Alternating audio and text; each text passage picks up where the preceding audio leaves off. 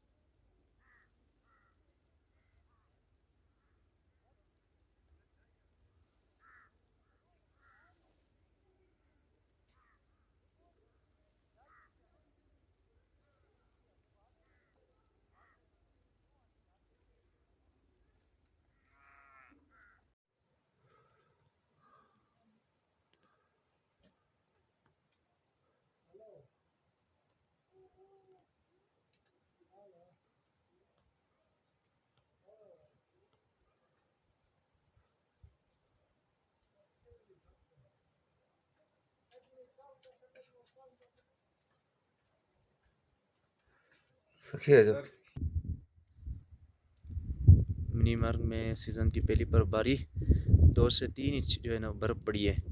मज़ीद बर्फबारी जारी है।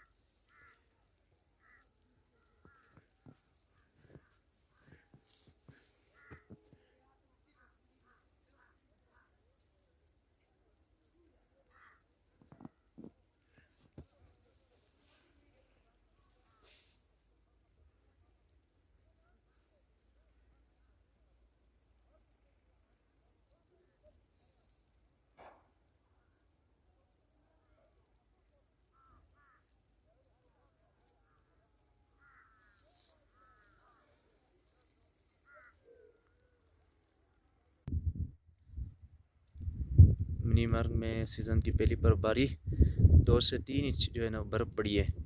मज़ीद बर्फबारी जारी है।